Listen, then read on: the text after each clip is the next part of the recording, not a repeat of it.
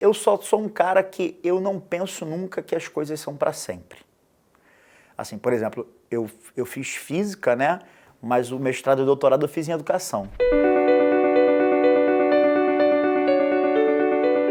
Eu era bom aluno, assim, minha mãe era professora, né? Então eu fui aluno da minha mãe durante alguns anos da minha vida. E aí, né, quando a mãe da gente está na escola, mas eu era bom aluno, era estudioso. Gostava da escola, até hoje eu gosto. Assim, eu sempre fui bom de aula, né, assim, de assistir a aula, de prestar atenção. Até porque eu não gostava muito de perder muito tempo em casa, então na escola eu gostava de tirar da aula o que eu podia. Anotava muito. Era o típico nerd, sentava na frente, na primeira cadeira, usava óculos, tinha um estereótipo assim bem do nerd, mas eu era bom aluno. Ah, um caos, vestibular é difícil demais, né? Assim, eu costumo dizer, eu já fiz muitas provas, né? Na física, depois, nos concursos, para continuar estudando, para trabalhar, mas nada se compara ao vestibular, porque no ano do vestibular, o que eu acho? Eu acho que até o segundo ano do ensino médio, a gente ouve falar vagamente, a gente não dá muita atenção.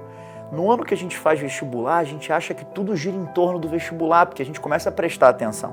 Aparece notícia do Enem, no Jornal Nacional, todo dia quase.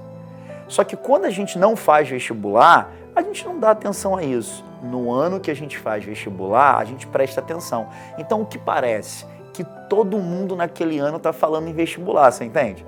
E aí num ano difícil pra gente, que a gente já está nervoso, né, com todas essas ansiedades e inseguranças de estar escolhendo uma profissão, a gente cria uma sensação, eu estou falando, né, por mim, né, que aquela prova eu tinha sonhos à noite, assim, pesadelos. Eu não sou de ter pesadelo, eu durmo que nem uma pedra, né, desmaio profundamente. Mas eu lembro até hoje que eu tinha pesadelos assim, eu tinha momentos de muita confiança. Então eu sonhava que eu passei no vestibular, que a minha vida era maravilhosa. E no Brasil, a universidade, ela é trampolim social, né? Então eu venho de família muito pobre, né? Meus pais estudaram pouco, acabei de falar para você isso. Então eu sonhava que passei no vestibular, minha vida era maravilhosa, eu tinha dinheiro, eu morava bem, estava tudo dando certo. E eu tinha dias que eu sonhava, acordava assim chorando, sabe? Deu tudo errado, não passei, vivia desempregado, sabe?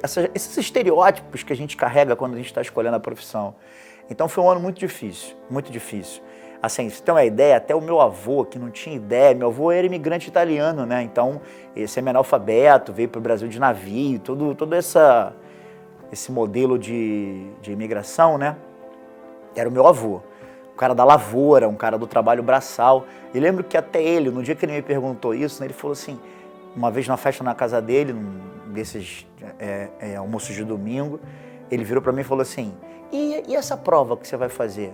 Eu falei assim, que prova, avô? A sua mãe falou que você vai fazer uma prova, que prova é essa? Como é que você está? Você está estudando? Quando eu percebi que até o meu avô, que não tinha nem discernimento do que era aquilo, né? O que é uma universidade, o que é um curso universitário, me perguntou e eu falei, cara, sabe aquela coisa de você perceber que a prova não era só minha, né? Não era só eu que ia fazer aquela prova, estava todo mundo atrás ali indo fazer aquela prova junto comigo. Foi bom que me deu muita força, assim. Nunca senti uma cobrança dos meus pais, assim, tem que passar, se não passar você... Mas eu também me cobrava muito porque eu via a expectativa das pessoas, né? Então foi um ano bastante difícil, não foi fácil não. Psicologicamente foi o pior ano da minha vida. A física para mim não era prioridade, assim. Como começa tudo isso? Eu era monitor na escola onde eu estudava. Eu dava aula para os meus amigos, era isso. Como eu era bom aluno, né? Eu era nerd, tinha notas boas, né? Eu ajudava os meus amigos de turma. Eu me dava bem com todo mundo e acabava dando aula para eles, principalmente de matemática. E aí no ensino médio isso foi ficando cada vez num volume maior, porque são mais matérias, né, matérias mais difíceis. Então eu comecei sistematicamente a dar aula para os meus alunos, para os meus amigos. Foi assim, por exemplo, que eu conheci minha esposa. Nós somos colegas de colégio, eu dava aula para ela aí naquele projeto de ajudar a galera. Então, minha primeira decisão foi por dar aula. Eu queria fazer uma matéria, uma faculdade, né? Eu queria estudar alguma coisa que eu pudesse dar aula. E aí foi natural, fui escolhendo entre aquelas matérias que eu era melhor, que eu gostava mais. E eu fui para física basicamente por duas questões, assim. Primeiro é que dessas da área de ciências naturais é a que eu acho mais difícil mesmo, assim, mais complicada de...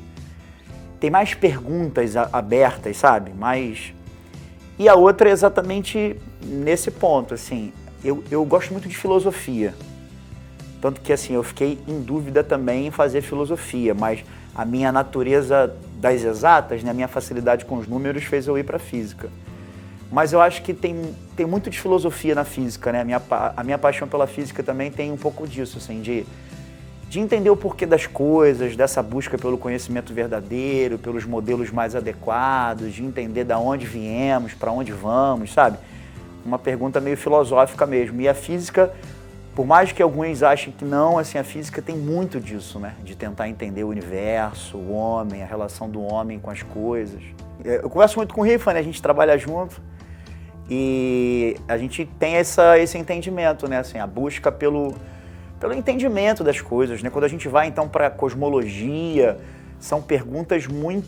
Que até hoje em dia, que a gente já tem mais modelos, né? Mais conhecimento sobre algumas coisas, a gente se depara com posições que muitas vezes são filosóficas e remetem a uma filosofia bem antiga, né? A gente às vezes se pega discutindo questões de cosmologia e se pegando a pensamentos filosóficos que a humanidade já conhece e já carrega já há bastante tempo. Meus pais estudaram pouco, minha mãe era professora primária, meu pai estudou muito pouco. Então, para eles, a universidade, né? O filho, eu sou o filho mais velho, né? Um dos netos mais velhos, assim. Na minha família, eu fui um dos primeiros a fazer nível superior, né? Eu, meu primo, minha prima. Então, para eles, fazer o nível superior já era para eles uma vitória. Estar numa universidade pública, passar no vestibular, já era o sonho deles para a gente, né? Para nossa geração, para mim, para meu irmão, para meus primos. Então, não foi um problema. E a minha mãe também, ela é professora, né? Então, não teve, assim, nenhum problema. E eles nunca fizeram isso, assim, nenhum aspecto. Meu pai e minha mãe nunca quiseram que nós fôssemos aquilo que eles achassem que fosse o correto pra gente, sabe? Sempre deu a gente a liberdade de fazer o que a gente quisesse, assim. A minha família é toda tricolor, assim, muita gente que torce pro Fluminense, eu sou Flamengo. Isso nunca foi um problema, minha mãe é tricolor doente, meu irmão é tricolor doente. E eu sou Flamengo, sabe? Nunca sofri pressão da minha mãe para ser tricolor, né? Foi um processo natural, assim, a física. Porque eles sempre lidaram naturalmente com essas questões, assim. Meu pai sempre falou isso para mim. Meu pai é uma pessoa que estudou pouco, mas é altamente intelectual, porque intelectualidade não tem a ver com escolaridade, né? Intelectualidade tem a ver com como você se relaciona com conhecimento. Então, meu pai sempre foi, por incrível que pareça, né? Minha mãe é professora, mas o meu pai sempre foi o cara dos livros, do jornal, da leitura. E o meu pai sempre disse isso, né? Que as minhas escolhas são minhas escolhas. As escolhas e as consequências dessas escolhas. Então, foi sempre assim que eu fui criado pelo meu pai, pela minha mãe. Não foi um problema, não.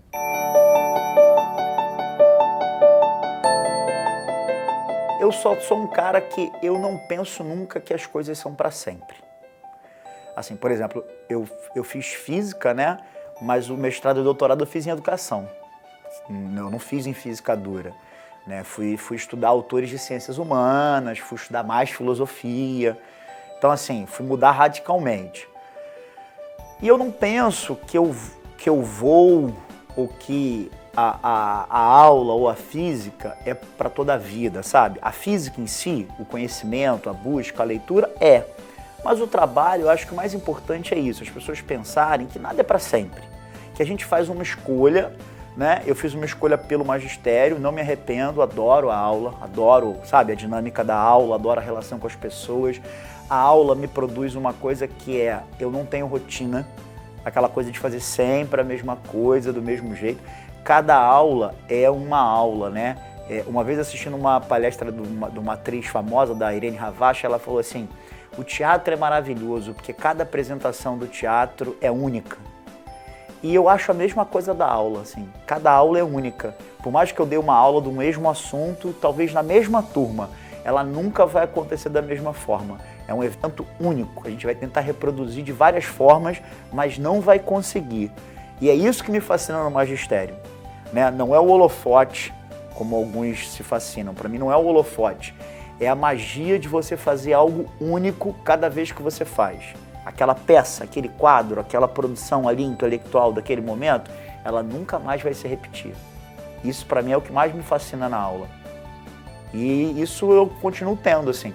Eu não saio de casa com uma vontade para dar aula, eu não saio de casa do tipo, caramba, que trabalho ruim que eu vou fazer. É óbvio que tem dia que a gente está mais cansado, né?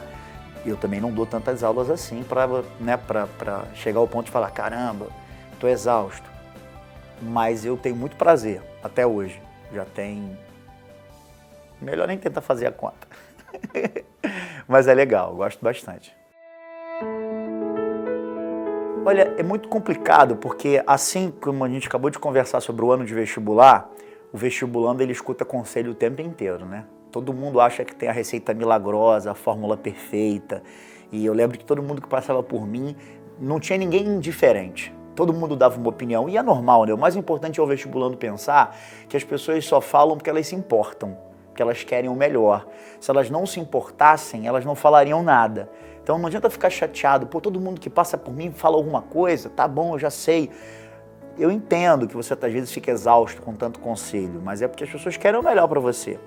Mas eu não gosto também de conselho, né? Essa coisa de conselho, parece que alguém sempre tem o conhecimento guardado no bolso. Mas assim, eu acho que as pessoas precisam escutar elas, sabe? Você vai fazer vestibular. Sei lá, os mais novos têm 17 anos, são muito novos, mas você já se conhece bem. O erro que a gente comete é pensar, será que eu vou gostar de fazer isso pro resto da minha vida? Aí é muito complicado, porque o que é o resto da minha vida, sabe?